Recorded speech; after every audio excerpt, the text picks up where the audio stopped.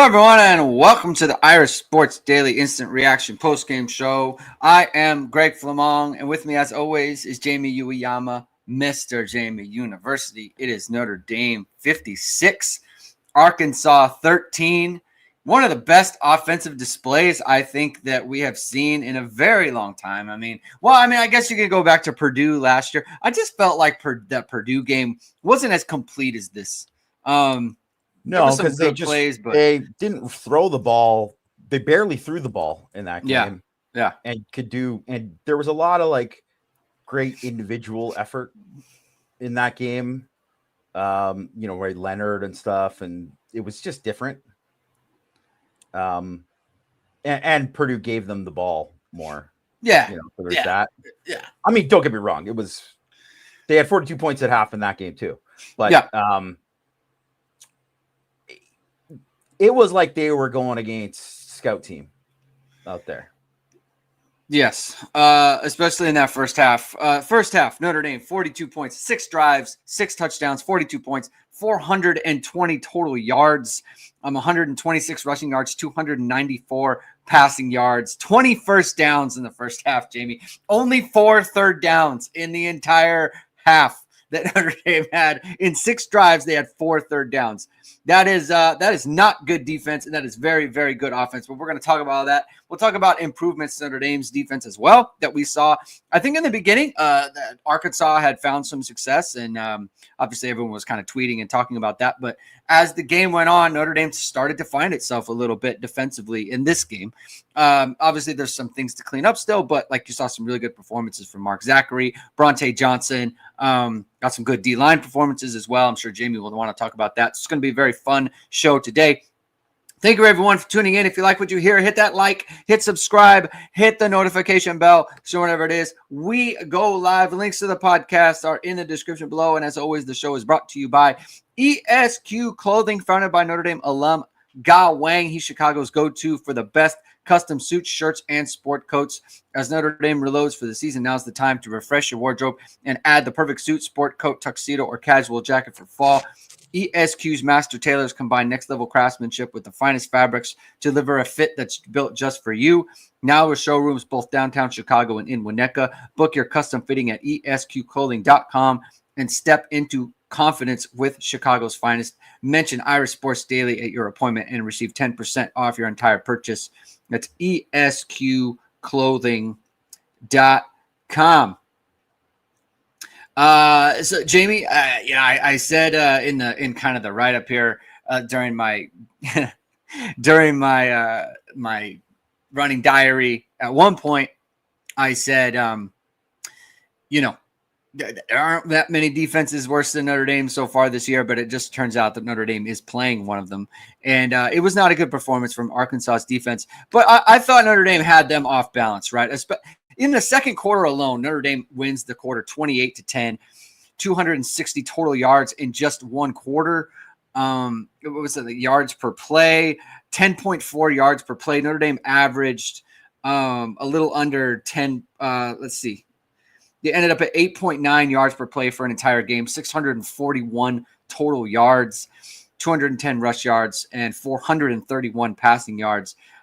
Jamie, what impressed you the most about what Notre Dame did offensively? We'll get to the defense as well, but what impressed you the most about what Notre Dame did offensively? I think you touched on a little bit. I think really that they present all the things that kind of what we've talked about before, in the week leading up, is that now they look like they can, you take away this, well, hey, you're giving us this. And, you want to try to do this? Now we're going to run it on. It's just, there's so much there. And obviously Denbrock called a good game. He called a good game, but it's it wasn't exotic. Other than the one unbelievable screen call, right? There's nothing there that really made it, there was nothing that could make it difficult for them in the game because of how they played it. And Arkansas gave them all those shot plays. Yeah. I don't know how many deep attempts I wasn't tracking it during the game, but we'll we'll see from PFF tomorrow. But like, there was a lot of deep with him, and obviously they connected on a lot too. Jamie, hold on for one. Check your mic. Your audio is weird. It was normal at the beginning, but now it's turned weird. The reason I got my thing got there on. You go. Because I think because I muted it. Yeah. I had a sneeze earlier. Sorry, guys. It's good now. Yeah. So, like, there's just so much there that it's just like they just take whatever, and Notre Dame just has so many good players. That's just what it is. It's just like the offensive line was so dominant in this game. That's first and foremost. When you're an offensive line, it's like they pass block like that. I mean, he could have done whatever. He could have done his taxes in the pocket. Like, he could have done whatever he wanted. Yeah. For most of the game. And their pass rush had been good. It had been good. They've been getting after the quarterback, right? Like, Quincy Rhodes. Right, we talked about it. 28 tackles for loss for them, 10 sacks on the season through 4 games. So they were getting after it. Yeah, I mean, Quincy Rhodes was like a non-factor in this game. He was a total non-factor. And you got to give credit to obviously both of Notre Dame's offensive tackles, but like just up front, everyone. And then I would say too, this was the best blocking game for the tight ends as well. The receivers are obviously since last game too have been blocking like really, really well. The level of execution, you could just see they're so confident, and there's such a comfortable feeling with CJ Carr and Jordan Faison. That it's just like anytime that's there, just on that, like on a comeback, on like if he's going to run a little hitch, anytime they could just take free access, it's there, and like he's always going to maximize what you get there.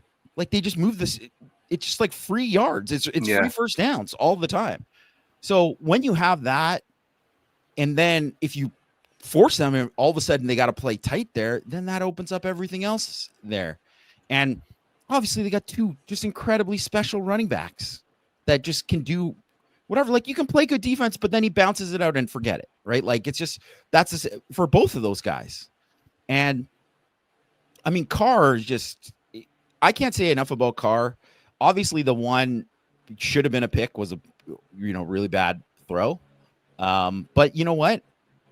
I mean, his other ones have been caught pretty much, other than the one almost great play by the Texas A&M edge, Cassius Howell. Yeah. Everything else is like, the bad luck has kind of happened. So he deserved probably like one where they dropped it. Yes. But I think about those 2 plays, and I don't know, these ones were circled in my mind, Greg. The one where he threw the comeback to Faison. If that is not on time and it is not to the outside shoulder, it's a pick six. Yeah. It's a pick 6 gone. But it just, because the throw was so perfect and it had the velocity and it was right on the money of where it is, it ends up being a big play.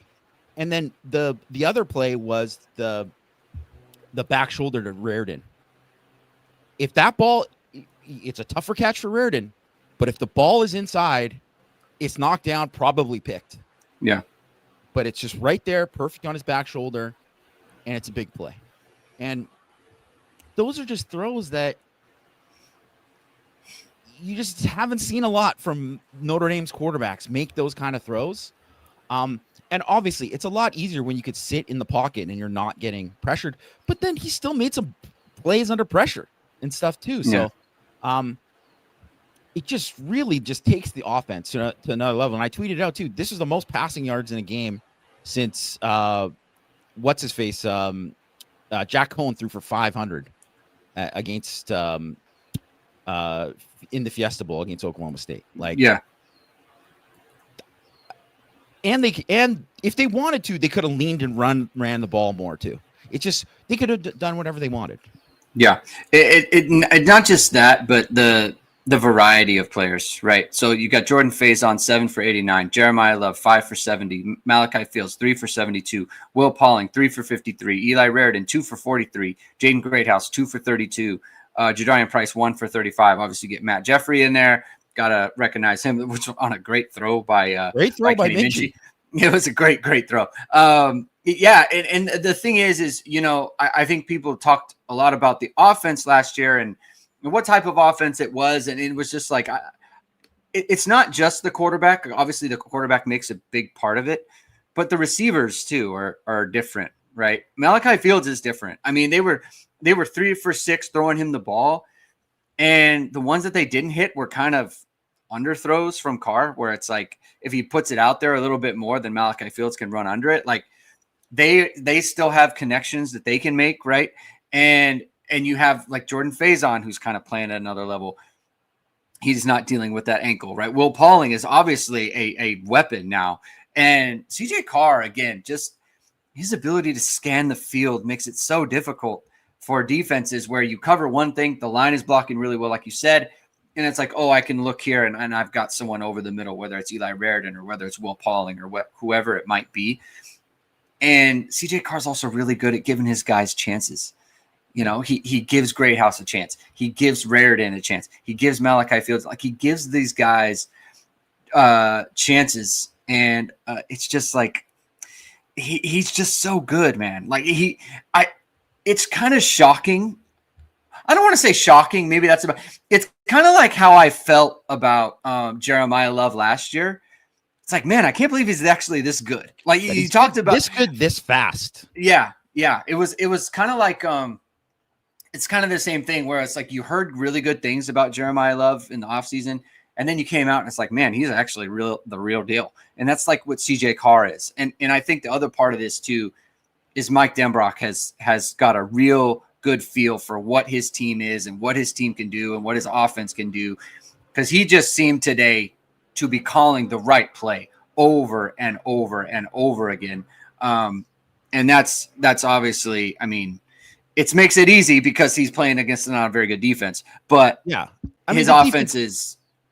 The defense stinks, but like still to do it at that level is not like realistic. Like that doesn't happen, right? Yeah. Like I mean, at some point you're playing really, really good offense. Yeah, they're playing great offense. And I think that's the thing is like, because normally in these games, right, when you're playing against bad defense, you know, you can have some up and downs and you're like on the road, hey, you score 38 or something like that. Yeah. And it's like, honestly, like I feel bad for, I mean, whatever, they hit the over. I'm sure people won a lot of bets, but if you bet on like the, you know, yards for, you know, Love or this or that, like you probably didn't win because those guys are out of the game. Like, you know, and part of that is the defense too, obviously them doing that, but it's just like, when you just score that many times, like it's so weird for them to come out of the half, and obviously they didn't, you know, didn't look good. Like Arkansas, credit to them, those guys were like, "Hey, we have some pride. Right. We're going to come out hard there." And they even got the stop after the fake. Great call on the fake too. Just great. It actually might have been better if Faison had just run and used Fields as a blocker, but it was still great. It was very, very good call. Love that call. Yeah, love that call. And it's just one of those things too that Rendell doesn't even get to punt in the game too. It's like, all right, James, sorry, buddy. They had him out there. Yeah. He got all excited and he didn't have anything to do. CFB Hertz, thank you for the super chat. How did Notre Dame manage to hold Arkansas to 13 points and he still feels barely different about the defense? Awesome showing by the offense, though. Do you feel that? Is that accurate for you? Is that your takeaway on this? You don't feel any different about the defense? No, I feel way different about the defense in this game. Like, I'm not saying that I'm going to go into the rest of the season confident that they're going to come out and be great the rest of the way. I don't, you know, it's going to take more than this, but Arkansas, like, you knew that they were going to get big plays, and they did, right? But the key was getting stops and getting the right, you know, the right amount of havoc. And so first quarter, it didn't look good. They only had one havoc play out of 16 plays that they ran. And like, I mean, and honestly, at that point, I thought like, oh man, Arkansas is going to, you know, they'll eventually get it going and they're going to score 30 to 40, 30, 40, whatever, right? Like it's going to be a back and forth thing. But a lot of it was because Notre Dame started getting havoc. And so after the first half, it was or they ended up with 16.1% havoc in the game. But after the first quarter, it was like 19.5% the rest of the game. Like even the backups were getting havoc at the end, right? Like, yeah. And I just thought there was so much there too. We're like, they're obviously you're going to give some stuff up. That's great. But to me, the most encouraging thing was like, these guys need to gain confidence. Yeah. Yeah. They absolutely need to gain confidence. And when you go in a game like this, it's like people were expecting them. I was expecting them. I think everybody was. Like, I mean, everybody was. I mean, just looking at what they could do on offense, they had to have been watching film, been like, this team is really, really good. Yeah. I mean, there's no way they weren't having some even self-doubt there. I mean, it's a confidence booster. Like, it's kind of like people talk about in basketball, like, oh, a guy's in a slump and he gets a couple free throws and that gets to see the ball through the basket and it breaks him out of it. Like, they put some good stuff on tape against a very good offense. And like now they get to go watch film and it's like, hey, look, there's some really good plays. Like they made some very good plays up front. Mark Zachary made some really good plays. Bronte Johnson made some very good plays. Like there were so many positives in this game that you can look to and be like, hey, this is it. This is what it looks like. And so like to me, sure, there were things that happened in this game that were, especially in the beginning, that were like, man, they're getting run over. Like you, if you're looking back and you're looking at how this game went, right? Like Arkansas, 158 yards rushing, 5.3 yards per carry on 30 attempts, right? Washington, 15 carries, 63 yards, 4.2 carry. It's not like awesome. It's not like he blew them up or anything, but like they were getting good yards there. Taylen Green gets one drive, they were running it down their throats. Yeah. They got dominated. I mean, they just straight up got dominated, but then they figured it out, right? And it's important that you do get it figured out because look, they can't just flip a switch. That's not how it's going to work. You know, like it's going to take time and it's going to take multiple games. And for as good as or for as bad as Arkansas's defense is, their offense was as good throughout the year. And they were able to have a good performance against them. So for me, it's not that I look at the defense and think to myself, oh, problem solved.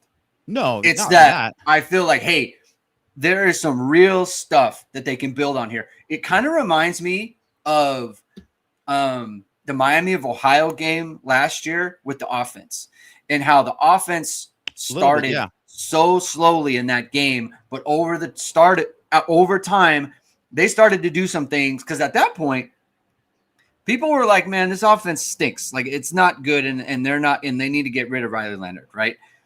But there were some things in that game where you said to yourself, hey, that's good. And they can build off that. It wasn't great this whole time, but those are the things that they need to be able to do. And I think that's what the defense showed in basically from the middle of the second quarter on. Illinois just kicked the field goal to beat USC. You know, Jamie, you hate to see that. You hate to see that. And let me tell you something else, all right? Because I saw Coach Humph in here, and I understand the point of view, right? Like for Notre Dame, you want your opponents to be good so you can get a quality win against them should it come. I don't root for my rivals. That's just how I am, okay? I don't root for rivals. No. Okay? I hope they're 2-10. I think that's how I feel about it. Well, I think it's like if they lose the game and let's say things fall apart for them too, it's like, well, are they going to keep all the recruiting class?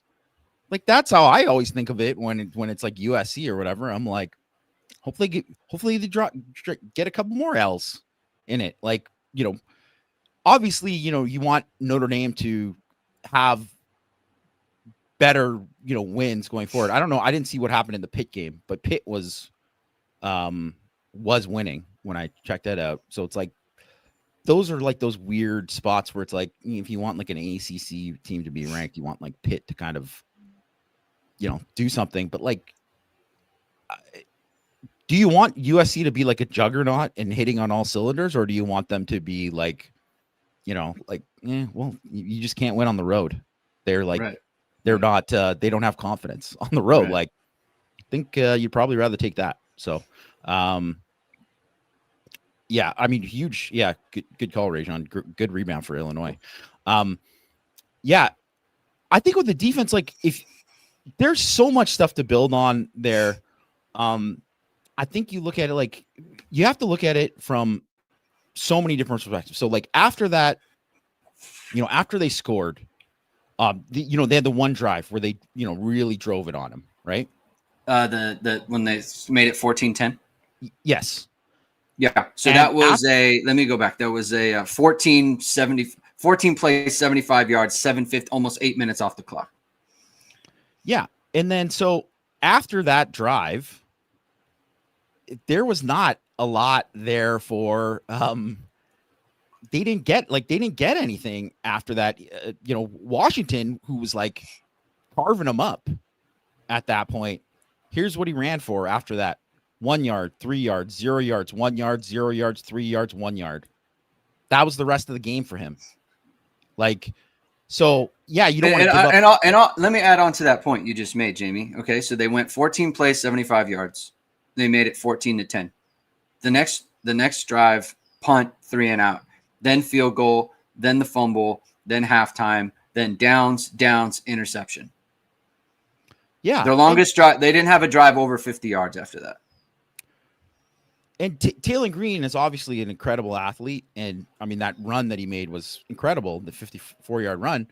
And he's got a different gear, but I think like Notre Dame did a pretty good job of containing him. A lot of his scramble yards, it looked a lot like last year where he scrambled, but he wasn't getting first downs. Yeah. So it was like, well, he's taking it, but it's 3rd and 18. So, hey, go ahead and take 14 yards here. Like, that's fine. Like, they did a really good job with that. He only completed 40% of his passes in the first half. Like, he'd been carving up. He was 4th in QBR before this game. Like, and the other thing, he had been like good at like escaping pressure and getting plays with his legs there. Didn't really do it other than like once or twice in this game. Notre Dame's pass rush was so much better in this game, and their pass pro before this game was really good. And Sam Pittman is a very good line coach. Like, he has very good offensive lines all the time. Like, I mean, it's his calling card. So yeah, it's not nothing on that front. I'm telling you, this offense was good. Like, they're good. This is a good performance. Like, it really, really is. It is like actually like unbelievable performance considering like where they were at. Like, I didn't think it was possible. And they end up with 3 sacks in the game, and they get 2 on the one drive there, but like they had more pressure than that really affected him. Yeah. They, I don't know what the pressure numbers are, but they're definitely better in this game. And I thought, and I mean, I don't know how much like, everyone's going to be like, well, obviously Ash wasn't calling these pressure calls. It's like, I don't know. Maybe he wasn't. Maybe he was getting some help with it. But whatever they were doing, it worked when they were calling it at the right time, and we're so much better at executing it. Drake Bowen was awesome in this game, rushing the passer. Just when he was blitzing, like, was fantastic in this game. Also did a great job, like, spying him on the one play. We're like, Taylen Green's like a really good athlete. And obviously Bowen's a good athlete too, but I feel like he doesn't get the credit for it. And he showed like, he ran this guy down. And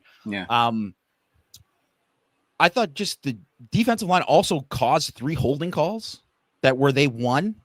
And that, like, so those don't show up in the stat sheet, right? It doesn't count as sacks, but those are wins. They're essentially tackles for loss. Those are sacks. They're essentially tackles for loss. So they don't get added into it, but it's there, right? Just like how if somebody, if a receiver cooks a DB and then causes a 15-yard penalty, that's a win, right? Like, and they did a lot of that. So, and I think once again, you don't have Leonard Moore in the game, who's the best player on the defense, the best player in the secondary. But it's Adon Schuler's best game by far this year. Looked like Adon Schuler again. Obviously had the big strip, which was a huge play, but like, he was just better in general. And I just thought that everybody, like you could say, like, yeah, Zachary, I don't think it's surprising, actually, because based off what we were kind of saying on Thursday, like, he was there. It's just, you can see it, just, it's close, right? So, because he wasn't getting cooked in those games. It was just like, yeah, he's getting beat by a good throw, a good catch, whatever, right? And that finish, I mean, poor Jaylen Brown. I didn't see what the injury was, but I mean, obviously. I mean, obviously he must have landed wrong, and it's, you know, it's one of those things. I didn't see it, and I didn't want to go back, just given his. Oh no, there's no way. I only saw. Yeah. Like, it was pretty clear, like, after, like, the way he reacted and everything, and the way they came out. Like, obviously, it was a very bad injury. I didn't look back, so, but I mean, thoughts to him. It's unfortunate that has to happen. But I think, like, you know, that was a great finish, and he should have been jacked up after that, because that was a big time play. And then right before that, obviously, like, Tay Johnson, like, almost picked that off, right? And great jump. Yeah, great job. And, like, those are the kind of things where this is how they ended that drive. So it's red zone. They had been 16-17 in the red zone, right, heading into this game. And there's other ones that don't count as red zone where they didn't score touchdowns, but they were, like, you know, in the plus 30. Like, they were inside of Andy's 30. Like, those are ones where you're going to get touchdowns a lot of times. And Andy got stops.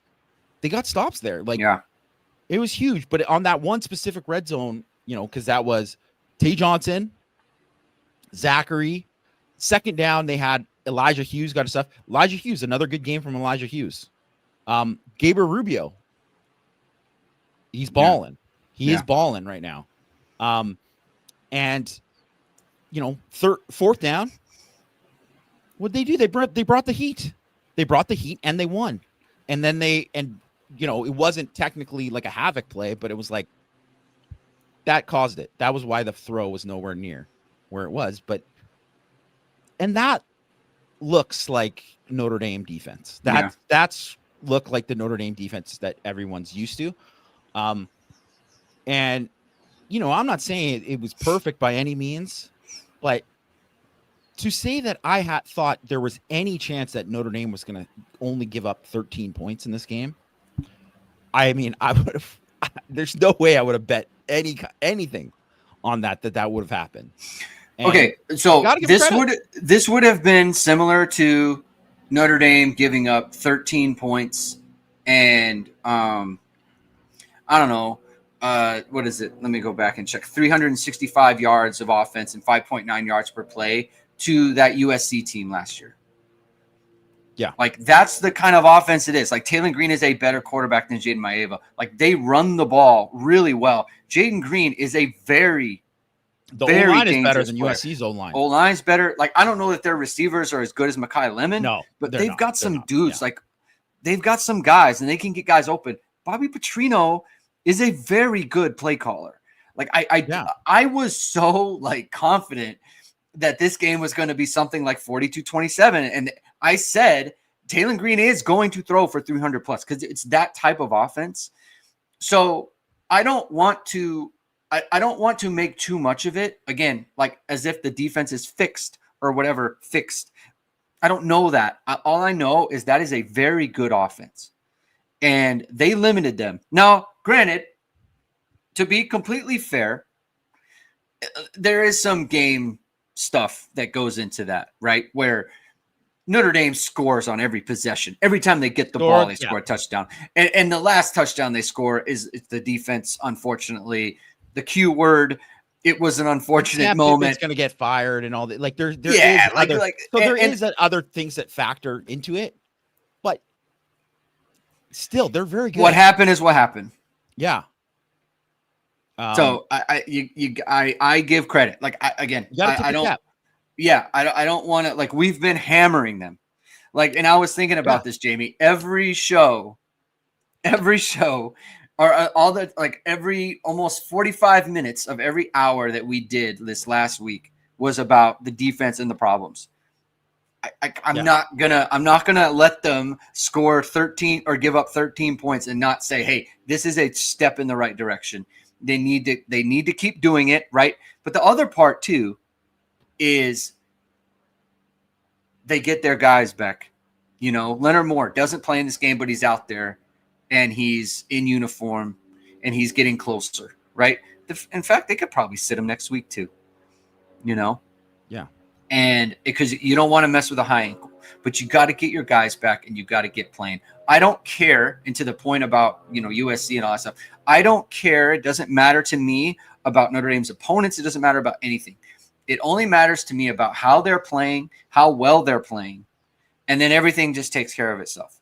And to me, that's a good football game that they played against an offensive opponent that is dangerous. And they did the business, you know, on multiple fronts, right? And it wasn't fluky, and it wasn't, you know, Arkansas ran enough plays to where, hey, if they were going to get over on them, they could have, and they didn't.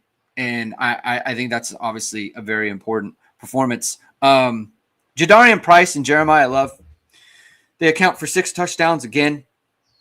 They 27 carries combined for, let me do some quick math here, 143 yards rushing, 27 carries, 143 yards, 3 rushing touchdowns. To be honest, I thought Notre Dame would run the ball better than they did, but still effective. And obviously that's great to see. I mean, they're such a weapon. It makes it so difficult to stop Notre Dame when you have 2 running backs of this caliber, right, Jamie? Yeah, it's just, well, because even if one guy isn't going off, you put in the next guy and he's fresh, and then it's just like all it takes is one. Just you get one missed gap and it's a touchdown. Like Yeah.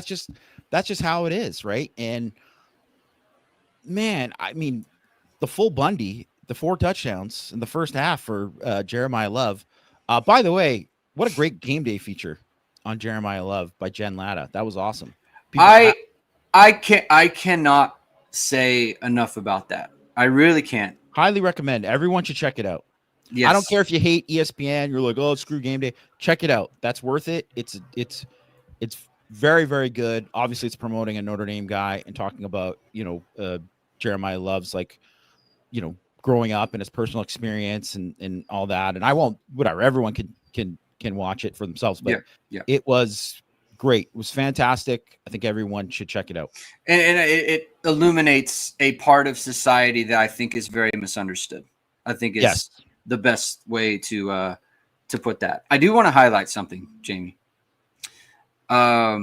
You talked a lot about yards after catch and Arkansas and their defense. Notre Dame, 431 receiving yards in this game, 247 yards after the catch. Like sheesh, like, come on. Like that's insane. That is a big number. Not something that I'm, you know, we're just not used to that. I mean, Notre Dame often doesn't throw for 247 yards in a game. They have that just after the catch in this one. It shows, I mean, obviously the screen game was working really well. Jordan Faison, Malachi Fields is a run after catch guy. Will Pauling's run after catch guy. They've got a lot of weapons in their bag that they can go to. How good is this offense, Jamie? To you? I mean, we're kind of on the fly here. It can be hot takey. We can think about it later and maybe add some more context to it. But I mean, you go through the offenses that Notre Dame's had in recent memory. I mean, shoot, where do you even look? I think you probably look at 2015. I was going to say you have to go to 2015, and they don't have Fuller. Yeah, they don't have Fuller as just like that guy who's just like, oh my gosh, electric. Like he might go for 60 or 80 on any given pass. They don't have that guy. But that was they were deep at receiver there. They had good players. But I think if you were going to say like as a unit, as a whole, and, you know, throw in tight end there with Raritan and stuff too, like it's better. I think more talent than that group. Yeah. And that was a very talented group. So, and then when you add in the backs, it's like, I mean, Procise and Adams were awesome. They were very good, but you're not going to trade them. Love and Price are better than them. They're better than them. And you would say that the O-line is like that 2015 O-line, probably the best offensive line. I would say it's probably better than to be honest, it's probably better than the 17 group. It was better for sure. Because you had Ronnie Stanley. You had Ronnie Stanley and Nick Martin. And I know that they won the Joe Moore, but it was like they weren't as good across. I mean, they had 3 first-round picks starting for them. 3 first-round picks and 1 second-round pick. And then their guy was a 3-year starter. Like, they were awesome. Like, so good. And Alex Bars was like the 6th guy, and he was a very good player too. So, who's played in the league for a long time. So, that line I think was better than this line because, obviously Knapp is not Stanley or, McGlinchey, Wagner's not quite McGlinchey, but like, they're pretty good across the board. Very impressed too with, I think, like Lambert is really, you really see him just progressing and getting better. Yeah. And then I think Ashton Craig and Billy Schroth are playing at a really high level. They're playing at a really high level, and which is kind of what you wanted to see out of those guys because they kind of have to be those kind of leaders for them. But I mean, you didn't hear like Ball is a good player for Arkansas inside, but the kid who's 390, I didn't even hear his name once in the game. Like, he was a complete non-factor. He did not. There was nothing there where he, disrupted anything. It's like, congrats, you almost broke the scale, but you didn't do anything in this game. Like, he's not. And I knew that before, right? It's just like one of those things. It's like you look at the roster and you're like, whoa, but he's not that good. It's not like he's, the guy who was what's his face, the Gilbert guy from Green Bay back in the day. Oh God, I know it. Yeah, number 93 or whatever his name is. Someone will see him in the chat. Yeah. No, it's big time, and Notre Dame is really building something on offense. Our friends at H2 Pickleball are really building something in the Mishawaka area where people are flocking to their facility to be a part of the Notre Dame pickleball community. And you can be a part of the H2 pickleball community as well. And of course, that is founded by Notre Dame alum Todd Hill. And he's teaming with fellow alums Jack Gibbs and Will Howells, who is a top 10 pickleball pro, to bring Notre Dame fans to Notre Dame Pickleball Crew League. Besides football, what better way to connect and engage Notre Dame fans than through pickleball? Membership is free, and members will have access to special pickleball events and discounts. To get more information on those events and those discounts, contact Todd at h2pickleball.com. It's Todd at h2pickleball.com, or you can reach him at 574-339-5195 to join the league. A portion of the proceeds go to the Rockne Athletics Fund to support Notre Dame student athletes. Be sure to visit the H2 Pickleball facility in Mishawaka, Indiana, when you are in town. The H2 Pickleball facility is located at 55801 Evergreen Plaza Drive in Mishawaka, Indiana. That's H2 Pickleball. I just want to bring this up because I think this is the other thing to think about when, I mean, obviously you want to have the quality wins and whatever, but like Gilbert Brown, there you go. Yeah. Great job, Alexander. Thank you. Appreciate it. Who they have left on the schedule, they're going to put up a lot of points on everybody. Yeah. So and the thing is too, is kind of what we talked about before, where if they're doing that and the defense is just like improving, then there's going to have a lot of situations like it was in the second half of this game where they're like, you can kind of just get after it and the team's going to like maybe quit because that's, where it's going to be, because USC has the best defense that they left on the schedule. They're 45th. Like that's the best one left. And after that, it's like, in DF plus, So just for people who know the combined F9 and SP plus, but after that, it's like Navy 59th, Pitt 47th, Syracuse 67, Boise State 72, NC State 81, BC 73, Stanford 89. Like yuck. Like they're those.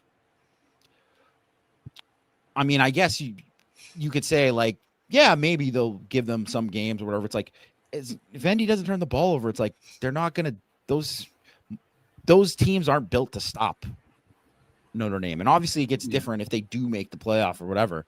And obviously it's so far down the line. The other thing that kind of helps though is when you blow teams out like this, and then the announcing crew spends the whole second half talking about, well, they could make the playoff, even though it is annoying to people. I get it. It's probably a good narrative, like to have like, oh, they're just, well, they could be doing it because look at what they did last year. And look at, they're just absolutely smoking this team. Like, that's a good thing. It helped them last year. It definitely helped them last year. Yeah. Just to talk about USC's defense real quick. Illinois today, 25 first downs, 502 total yards, 331 passing yards on 12.3 yards per attempt, 171 rushing yards on 4.9 yards per carry. Not great. It's not, is it like, that's not, I mean, it's funny how I think they're going to drop from 45. it's just, but that's kind of the deal, right? And I think this is where the voters and everybody is kind of like looking at Notre Dame and saying, well, wait a minute, right? Like, you went on the road to Miami, lost by 3, you lost by 1 to Texas. Like, you're probably still a pretty good football team, right? Yeah. Like, USC just lost to a team that last week lost 63-10. Yeah. 63-10 they lost. And then they so, and obviously it's a bounce back game for them or whatever. 63-10 is 63-10. That's a bad result. It's horrible. Yeah. Like, that's the kind of thing where like that's the kind of result where if Illinois goes 10-2, they're probably not getting in because of that game. Like, you can't lose that bad. Yeah. Want to look at some defensive numbers real quick for Notre Dame. Adon Schuler, 9 tackles on the game. Tay Johnson, 5 tackles. I think Tay Johnson went pretty close to the whole way with Adon Schuler. So that's like, we talked about this. We thought Tay would kind of assume this role. He has assumed it. He is the man in that situation. Boubacar Traore, 4 tackles, very well again. 1 sack, 1 tackle for loss. And, the sack is obviously it's a blown up screen or whatever. He's holding on to the ball. But the tackle for loss, I think, was a pretty big play there that he Very made. So that's credit to him. Jalen Stroman comes in. I mean, this is how much the backups played. Jalen Stroman, 4 tackles, which he's 4th on the team, tied with Drake Bowen. We saw a lot more snaps from Madden Faremo. So that's going to continue to be a thing because we saw him, I think it was the second series, Jamie. So you get in on the second series, you're very much in the game plan. So that's going to continue. Saw Dallas Golden get in this game and do some things. So Notre Dame getting more youth involved. Let's have a fun time with Notre Dame's drive charts. We have, this can't be right. Oh, there it is. Okay. Drive chart. They've got, this is not right. Is that this the first half? All right, well, we'll look at it. We have touchdown, touchdown, touchdown, touchdown, touchdown, touchdown in the first half. 10 for 75, 6 for 73. I think there's missing. They're missing the turnover on downs. Yeah. Right after the first half.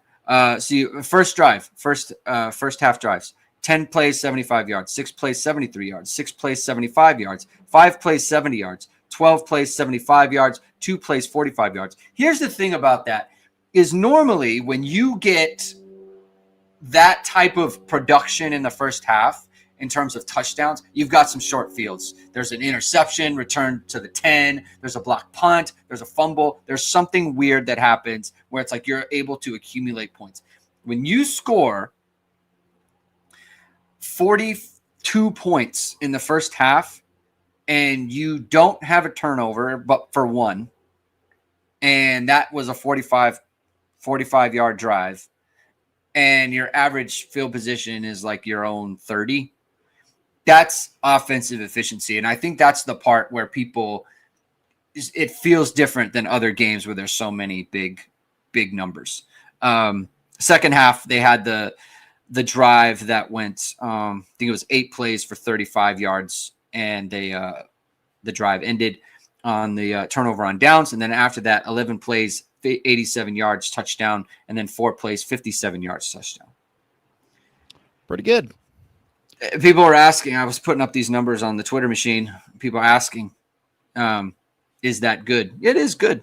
In fact, very good. That will help your efficiency numbers. The SB plus success rate is going to look good tomorrow. After that, Steven Shulkowski says Cole Mullings played meaningful snaps too. What are you seeing from Cole Mullings? I know our the Godfather Mike Frank is excited about Cole Mullings. I'm frankly really excited that he got a chance to play. Like, I mean, he was good when he played at the end. Him and Mookum were in together at the end and looked good. But like, he got in on third down, was rushing the passer, flushed him out on the one play that Bowen was spying him.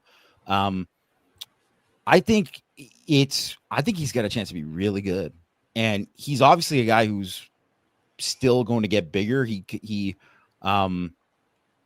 listed at 275 right now, but I bet he's like even a little bit bigger than that. And he's obviously someone who was like a little bit, like he came in, like he was like 230 pounds when he came in. Mm-hmm. So he's gained a lot, but it's like, he's a guy that has huge pass rush potential. Huge. Like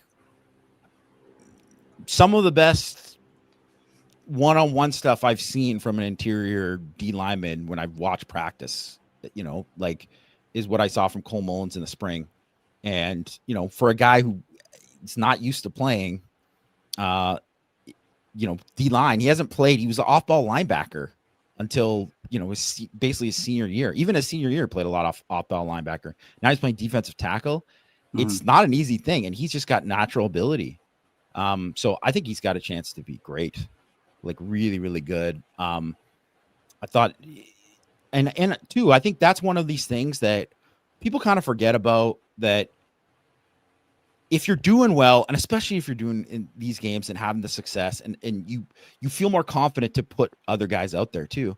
It's like now, because guys like him and Hughes played well when they have things, they're going to earn more opportunities and just keep going. And those are guys, I think both of them have high upsides, right? So it's like, you want to see those guys grow. It's like a little bit like Heinisch last year, where like at the beginning of the year, I wasn't like, man, you need to see more Donovan Heinisch. But then by the end of the year, like Donovan Heinisch is playing some good ball, right? And, and obviously too, you want to see a guy like Rubio play well too. But it's one of these things where you just want to have that like internal competition where you're getting guys to push guys, like, and I think you're kind of seeing it there I really liked the defensive line in this game, like for the most part, like pretty much everybody. I'm obviously we'll get a better look of rewatching the game, but just a lot of guys winning when they were just straight up rushing for, when they hadn't been doing that. They ran stunts good. I liked that there, and I just thought they were just like getting after it way more. And it was just one of these things where I thought, if you look at it, like, you want to have games where, like, not that I'm not saying it's like, oh, it's a good thing, like KVA didn't really, like, he didn't have like anything super noteworthy in this game that really stood out. It's like, well, they played pretty well on defense, but it's like he and KVA didn't. It's because other guys did. So it's like, that's a good thing. Like, you just want these things, like I would say Bowen and Schuler, especially because those guys are captains, like those are the best games that they played all year. Right. So, and Bowen, I think it played well against Purdue too. And he's like really kind of like picking it up. And I didn't think he played that bad against Texas A&M either, but like, it is one of those things. It's like, where you're just seeing more and more progress from those guys. And I just think that is encouraging. Yeah. Because you have to see that, like, there's no way they get better unless, I don't care who's calling the defense, unless guys start like feeling confident and playing and like wreaking havoc. And, saw some, pretty positive signs. We've heard more than a few times that the players don't really believe in it, and we've been hearing it for a bit. Stuff like this helps them believe in it. Yeah. It helps, proof of concept is something that we talked a lot about over the offseason during last year's run.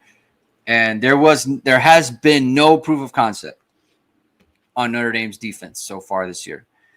And this game provides that. Something that you can look at, something that's on tape that says this works. And that the players, it picks everybody up. It picks him, it picks the players up, it picks the coaches up, it picks recruits up. Like everyone gets lifted by good performance being put on tape like this. Marcus Freeman, after the game, said there's very few people who you come into contact with who have that competitive trait, and that makes you a winner. He knows without question Notre Dame quarterback CJ Carr has it. He's one of those rare individuals.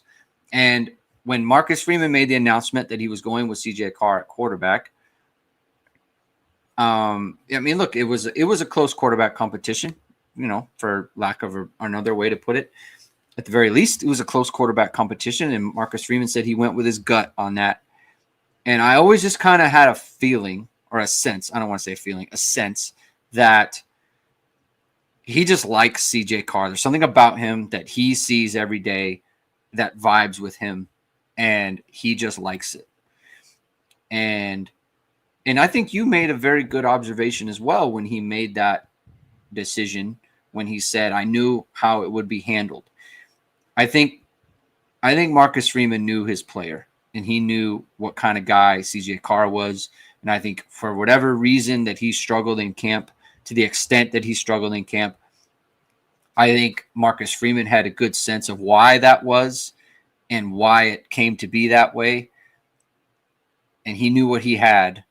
And I'll tell you what, obviously the defensive coaching hire is what it is. The quarterback was a much bigger decision. And frankly, it is more important. He could not, can you imagine if look, this has nothing to do with Kenny Minchie. Every time we've seen Kenny Minchie, he's played well. Can you imagine if this talent had left the program? If he was doing it for someone else, I think I don't even want to know what some. Can you even imagine what that would be like? Because I tell you what, there isn't a defensive coordinator hire available that would have made up for that. Because let me just tell you, if Phil Dracovic was actually went out and was like balling out there, people would have felt a certain way about it, right? They would have felt a certain way about it. But I think he is who he is, kind of thing, right? Yeah. But you look at like this, like whatever it's very early. You don't want to get ahead of everything. There's still so much more to go. You want to see him do it against more. He was very impressive in that first game to Miami. Let's see. He's not going to face too many other great defenses the rest of the way. Probably none. But there's going to be pressure. So you want to see how he handles it every week. But I think it says a lot when like Dan Wetzel, yes, he's not a talent evaluator or whatever, but he put out he's like, I'm not an NFL draft guy, but I think he's going to be like the number one pick in the 20. Like, it doesn't mean that that is actually going to happen. It just says how good he has looked. Like, I'm not a doctor, but I did stay at Holiday Inn Express last night. It is, but and I don't mean that as like, hey, he's going to be a first round pick and all this, whatever. Like, let's chill. Let's wait. But he's been great. He has been great. Like, it's going to be another game where like, his QBR is going to be like insane. And he's going to pop up like, by the way, like Taylen Green's QBR is going to be bad. Like it's going to be really bad in this game. And in the first 3 games, the QBR was looking ugly for the quarterbacks that Notre Dame was playing against. So that's a pretty good thing especially when a guy's like 4th in QBR before. Yeah. And I mean, I don't know how really do I know how good Ole Miss's defense is? I have no idea, really, right? Like I haven't really studied them enough. I haven't really watched them enough. I watched them play Arkansas. That's what I know. But I mean, they do have some dudes. Yeah. And he was pretty good against those dudes. So yeah. Vamos Irish says, what was the screenshot? It was just the tweet. I apologize if it didn't come up very clearly, but it was just a tweet that Dan Wetzel said. I'll read it to you for the people who are listening on podcasts on audio. I'm not an NFL expert, and this is just his 4th game, but based on his accuracy, touch, athleticism, and reading of defenses, it would not surprise me if Notre Dame's CJ Carr was the first overall pick in 2027. That's what he said. And he's not going to be the first one. There's going to be a lot of hype. Doesn't mean anything, but it's just like And first of all, there's someone who replied to him like it's Arkansas. It's like, listen, buddy, all right? People said that Arch Manning was the greatest thing since whatever Manning because he did good against UTEP, yeah. And then, by the way, like he also came back against Miami, right? Like he put up 40 again or 33 against Texas A&M in a big moment. They build you up and then they knock you down as a quarterback prospect. So whatever. Like I'm not. Let's chill on where he's going to go in the draft. Let's let him finish a full season first. And even then, you've seen guys go have that great year, and then all of a sudden they're getting hyped. And then, I mean, a lot of the guys that were supposed to be like, don't hear a lot about Drew Aller right now. Drew Aller should have left, buddy. Should have left. Drew Aller never looked this good. Drew Aller never looked this good. I'm sorry. He has never looked this good. And I refuse. Like, I don't want to say he stinks, but like people dream of Drew Aller looking like this. Like CJ Carr looks so much better against Miami in his first ever start than Drew Aller did against Notre Dame last year. Oh my God. When he tried to throw the ball to Notre Dame infinite amount of times. Yes. Yeah. It's just like, and that's the thing to me where it's like, look, I agree we should settle down. Because I think all the projections on Drew Aller being what it is fine. And it's funny to me how like Dan Wetzel says it, like, dude, Drew Aller in his not even first start, like when he would get backup minutes, he would throw a dig. And people are like, oh my God, like Drew Aller, whoa, look at this dig. And it's like, bro, like it's whatever, it's fine. CJ Carr just doing numbers every single week. And Dan Wetzel finally is like, okay, like maybe he's good. No, Dan Wetzel has been, I will say, because Dan Wetzel's from Michigan, right? So was very much like, I remember when he committed, he wrote like a story about, like a full on Yahoo, like national story about how Michigan was, because Michigan screwed up the Dante Moore thing and CJ Carr back to back. And it was like, basically like Carr, because he's around, he knows how good, those guys could be. And I'm not hating on Wetzel. Yeah. It's not his job. No, but it's not. That's not what he does. That's what I mean. Like this is not his role. There's hype people all over the place who talk about quarterbacks in their film or whatever it might be. And it's like, you just don't see that from Carr, which is fine. I don't care. Like Walker says, we've monitored Aller for a while. Stinky smelly. He's just been stinky smelly. He's just not that dude. Not that dude. Not that guy. So, but CJ Carr is that guy, and that's something that we appreciate. Anything to wrap this up, Jim? You want to wrap up the show? Yeah, I'll just say that I think that you don't want to overreact to the defensive performance because I think that there are other factors that go into it. Like, I mean, Sam Pittman could be fired tomorrow. Like that's something that's going to happen, and I think like there's a lot and like none of their guys in their defense have any confidence. And so they're, doing that, but it's like the same thing. Like Notre Dame probably didn't. There's no way they came into this game with confidence, right? And to have that, I think it's a good thing. It's not to say that, it's going to work out, like, that all of a sudden, hey, it's back, baby. Like, they're going to have this elite defense again, but it's about as good as I would have ever thought that it could have been in this situation. So I think that's kind of like, when you have that, and on top of, like, I just think the offense, like, I don't think it's going to slow down. So, you don't want to talk about, like, well, they got to win every game and they got to keep going it. But I just really think, like, they're going to go into this next week against Boise State. And obviously they should beat Boise State to be favored by quite a bit. But it's like, I do think that if you just keep, like,